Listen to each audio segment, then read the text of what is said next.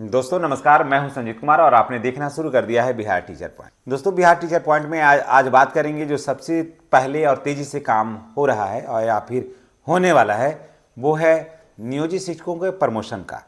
जी हाँ, नियोजित शिक्षकों का जो प्रमोशन है ये काफ़ी लंबे समय से चल रहा है और सरकार के पास ये काफ़ी लंबी लड़ाई भी आप कह लीजिए। सदन से लेकर के सड़क से लेकर के सदन तक इसकी लड़ाइयाँ लड़ी गई और इसमें बिहार के सभी सभी जितने भी शिक्षक थे और उनका संगठन, सारे लोगों ने इस लड़ाई को लड़ा और लड़ाई लड़ने के का परिणाम ये हुआ कि ये लड़ाई जो है वो अंतिम मुकाम पे पहुंची और अंतिम मकाम पर भी पहुंची तो पूरा रिजल्ट के साथ। जी हाँ, आई वो भी बाई कोर्ट।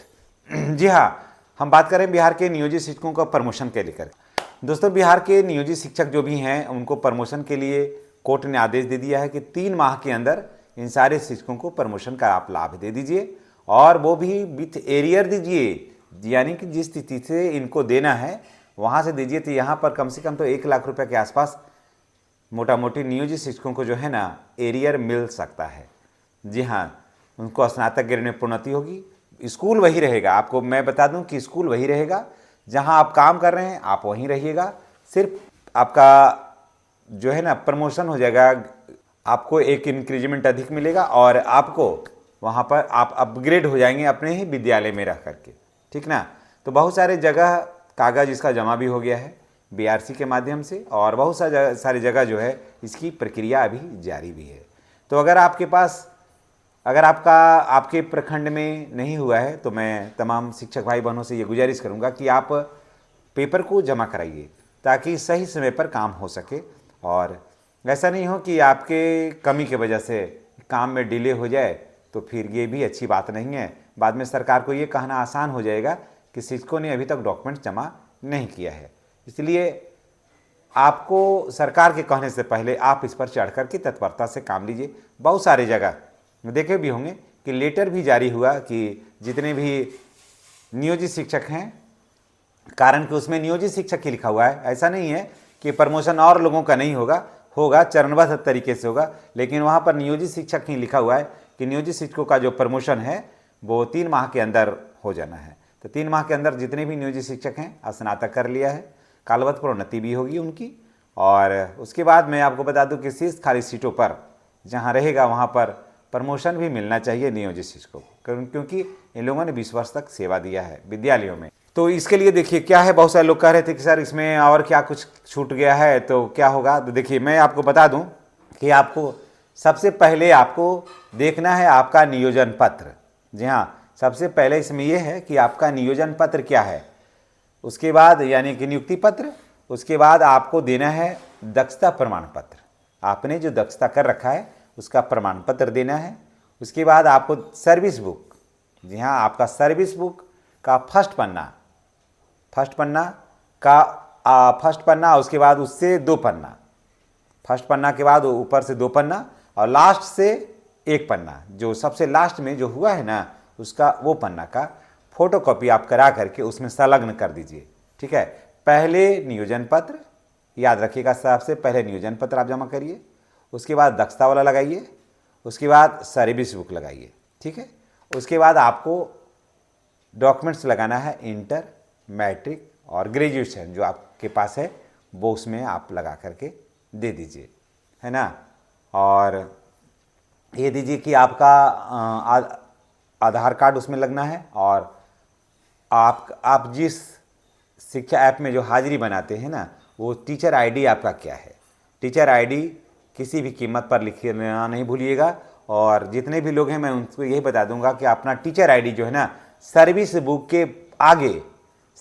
के आगे जहाँ पर आप फोटो साटते हैं ना उसी पर आप अपना टीचर आईडी अवश्य लिख दीजिएगा। ये जो टीचर आईडी है वो आपका परमानेंट आईडी हो गया है, कहीं भी जाइएगा कहीं भी ट्रांसफ़र लीजिएगा ये आईडी वही रहेगी और इसी आईडी पर आपको का सारा खेल है, इसी आईडी पर हाजिरी बनती है, इसी आईडी से सारा कुछ है ही है। तो ये आईडी आप सर्विस बुक पर लिख दीजिए ताकि आपको किसी तरह की कोई कठिनाई नहीं हो। और अब मोबाइल नंबर जो है वो आप बार बार अब चेंज करने की जरूरत नहीं, मोबाइल नंबर वही रखिए, कारण कि सारा कुछ इससे जुड़ा हुआ है। तो इन सारे बातों को ध्यान में रखना है ताकि आपको किसी तरह की कोई कठिनाई नहीं हो। और जहाँ नहीं हुआ है, जहाँ पर जमा हो गया है वो तो ठीक है, जहाँ नहीं जमा हुआ है तो ये सारे पेपर जो है वो जमा कर दीजिए। कारण कि देखिए लगभग 1.5 महीना समय बीत गया है और इसी बीच में चुनाव भी चल रहा है और इसी बीच में आपको तैयारी भी कर लेना है और चुनाव आचार संहिता से इस काम को कोई मतलब नहीं है। चुनाव आचार संहिता से इस काम को कोई मतलब नहीं है। ऐसा नहीं कि चुनाव आचार संहिता लागू हुआ है तो काम रुक जाएगा, ऐसा नहीं है। हाँ, स्लो हो सकता है क्योंकि यही कर्मचारी जो हैं वो अन्य कार्य भी कर रहे हैं। कारण कि ये काम स्थापना और डीडीओ कार्यालय से जुड़ा हुआ है, ये काम थोड़ा स्लो हो सकता है लेकिन बंद नहीं होगा।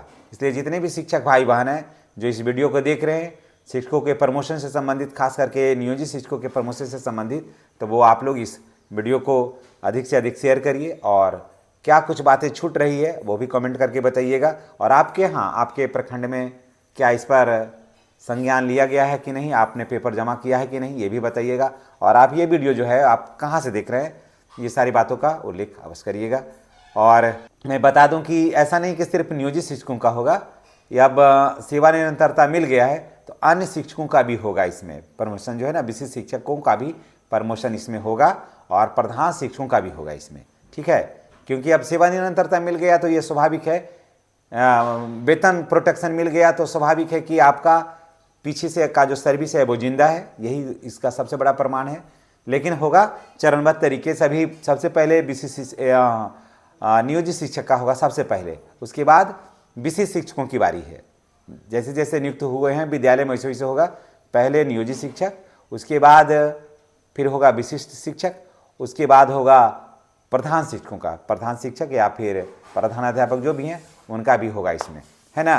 तो इन सारे लोगों का होगा, ऐसा नहीं कि किसी एक का होगा किसी एक का छूट जाएगा। अब ऐसी बात अब नहीं रही, अब सब लोगों का होना इसमें बिल्कुल तय है। तो इसमें सबसे पहले हो रहा है नियोजित शिक्षकों का, कारण कि नियोजित शिक्षक ने अपना कैडर को चेंज नहीं किया है। अब आप सोच रहे हैं कि आखिर नियोजित शिक्षक को ही क्यों होगा, उस लेटर में विशिष्ट शिक्षकों का क्यों नहीं हुआ। तो विशिष्ट शिक्षक को इसलिए नहीं हुआ ना कि विशिष्ट शिक्षकों का कैडर चेंज हो गया यहाँ पर, शिक्षा है, ठीक है। तो विशिष्ट शिक्षक का कैडर जब चेंज हो गया तो वहाँ पर पूर्व का सेवा वहाँ पर ऐड नहीं है, उनका जो नियुक्ति पत्र फिर से मिला है उसमें पूर्व का सेवा ऐड नहीं है। यानी कि वहाँ पर सेवा निरंतरता की जो बात है, जो चर्चा है, वहाँ पर नहीं की गई है। तो इसीलिए टेक्निकल प्रॉब्लम होने की वजह से, टेक्निकल बातें होने की वजह से कोर्ट ने उसे नहीं ऐड किया।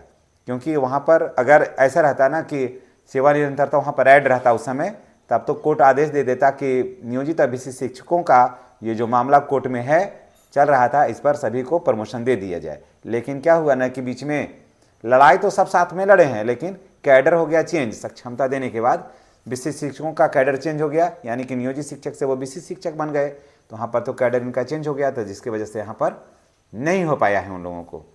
और ऐसा नहीं कि उन लोगों का नहीं होगा, उन लोगों का भी होगा, लेकिन पहले होगा नियोजित शिक्षकों, उसके बाद सभी विशिष्ट शिक्षकों का होगा। तो चलिए इन्हीं बातों के साथ हम आपसे विदा लेते हैं। मैंने जो भी डॉक्यूमेंट्स बताया कृपया उसे आप लिख लेंगे और उसको बढ़िया से लिख करके और सारा कुछ वैसे लगा करके 2 फाइल में आपको देना है और बीआरसी में जमा कर दीजिए, ताकि आपको किसी तरह की कोई कठिनाई नहीं हो। चलिए नहीं इसी के साथ हम आपसे विदा लेते हैं। नेक्स्ट वीडियो में हमारी और आपकी फिर मुलाकात होगी। अगर चैनल पर नए हैं तो सारे भाई बहनों से मेरा गुजारिश है कि चैनल को सब्सक्राइब करके बेल आइकन को दबाइए, ताकि वीडियो का जो नोटिफिकेशन है वो आपको मिलता रहे। धन्यवाद। जय बिहार, जय शिक्षक समाज।